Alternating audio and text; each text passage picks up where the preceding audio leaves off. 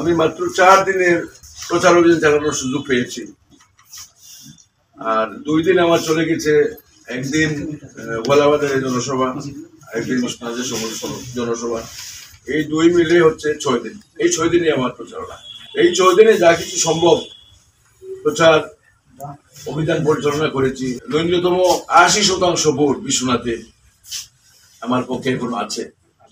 আর উসমানীনগরে আমার মনে হয় আমরা প্রায় 50-50 অবস্থানে আছি।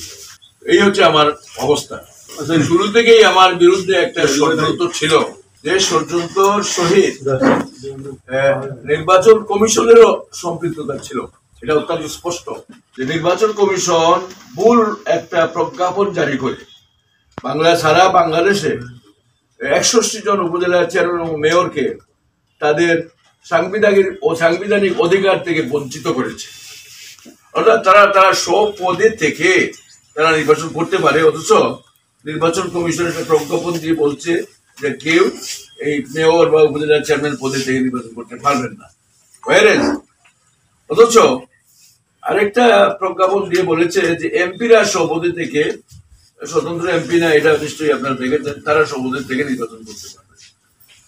এই যে পরস্পর বিরোধী এই যে প্রজ্ঞাপন, সংবিধানের সাথে এই যে সাংঘর্ষিক প্রজ্ঞাপন, এর বিরুদ্ধেই ছিল আমার অবস্থান। তো আমি ইনশাল্লাহ জয়যুক্ত হয়েছি। মহামান্য হাইকোর্ট আমার পক্ষে রায় দিয়েছে।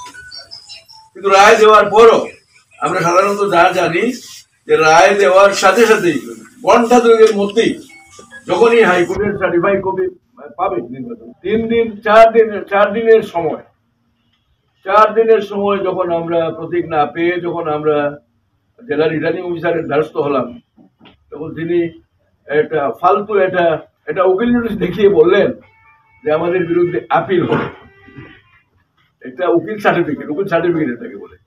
এই উকিল সার্টিফিকেট কি বলছে যে বরিশালের কোন এক ভদ্রলোক এখানে নাকি প্রার্থী হয়েছেন আমাদের আসনে, তো তিনি মামলা করেছেন, নির্বাচন কমিশন মামলা করেছে আমার বিরুদ্ধে, এবং তাদের মামলাটা মহামান্য সুপ্রিম কোর্টে, এবং মামলাটা প্রক্রিয়াধীন আছে। আমি তখন বললাম যে এটা তো হতে পারে না, এটা প্রক্রিয়াধীন আছে, এখনো মামলাও হয় নাই। যদি উকিল সাহেব সার্টিফিকেট দিয়ে বলতেন যে আমরা মামলা রুজু করেছি, অপেক্ষমান আছি, তাহলে একটা কথা ছিল। আমি এটা ওনার সাথে তর্ক করলাম, তা উনি আমার কথায় সাড়া দিলেন না। না দেওয়ার কারণেই আমরা প্রতিবাদ করলাম। আপনারা সবাই তখন আমরা চলে আসলেন আপনারা, এবং আপনারা আমাদের কথাগুলো তুলে ধরলেন, যে কারণেই ওই দিন রাত্রেই 10টার সময় আমাকে ডিসি সাহেব আমাদেরকে ডাকলেন, ডাকে আমাদের প্রতীক দিলেন। তো তখন থেকেই শুরু হলো আমাদের প্রচার অভিযান। তো যেখানে মহামান্য হাইকোর্টের রায়ের সাথে সাথেই আমাদেরকে প্রতীক দেওয়ার কথা ছিল, নির্বাচন কমিশন আমাদের সেই প্রতীক দেয় নাই। তারপরে আবার গত 31 তারিখে নির্বাচন কমিশন আমার বিরুদ্ধে আরেকটি মামলা, মানে ওইটা আপিল করে দিল। 1 তারিখে আবার আরেকটা মামলা সুপ্রিম কোর্টে, সেটা ওই যে বরিশালের এই জনৈক জহির সাহেব ভুলার, তো তিনি নাকি কংগ্রেস পার্টি নেতা, এবং তিনি নাকি আমাদের ওখান থেকে নির্বাচিত হবেন। তো তিনি আরেকটা মামলা করে দিলেন সুপ্রিম কোর্টে। তো আমরা আবার চিন্তায় পড়ে গেলাম কি হয় না হয়। ইনশাআল্লাহ তাআলা আমার উকিল আমাকে বললেন যে আপনি চিন্তা করবেন না, আপনি আপনার কাজ চালিয়ে যান। কাজ চালাতে শুরু থাকলাম। ইতিমধ্যে ফোন পেলাম যে এটাও খারিজ হয়ে গেছে, অর্থাৎ মহামান্য সুপ্রিম কোর্ট তাদের এই অ্যাপিল গ্রহণ করে নেই।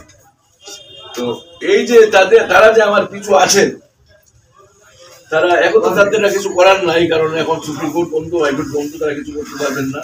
তাহলে এখন কি করবেন? এখন শুনছি বাজারের কথা আর কি, সেটা যে এই সেন্টার কেন্দ্র দখল করে যেভাবেই হোক রেজাল্ট ছিনিয়ে দেবে। এখানে যদি নির্বাচন কমিশনের যদি কোনো এজেন্স থাকে, যোগসাজ যদি থাকে, তাহলে এই বাতাসি কথা হলেও সেটা উড়িয়ে দেওয়া যায় না। আপনারা হয়তো বলবেন যে বাতাসি কথার কোনো ভিত্তি নেই, কিন্তু আমার অতীতের যে এই যে বিগত 1 মাসের যে তিক্ত অভিজ্ঞতা, যেটা আপনারাও দেখেছেন, এবং আপনাদের সাহায্যে আমি ওই যে বিভিন্ন ঘাট অতিক্রম করেছি, আমি কিন্তু বিশ্বাস করতে বাধ্য যে এনিথিং ক্যান হ্যাপেন, তাহলে কি হতে পারে? আমরা তো এখন প্রশ্নবিদ্ধ নির্বাচন দেখতে দেখতে যে পর্যায়ে এসেছি, কি কি ঘটতে পারে সে সম্বন্ধেও আমাদের সম্যক একটা ধারণা আছে।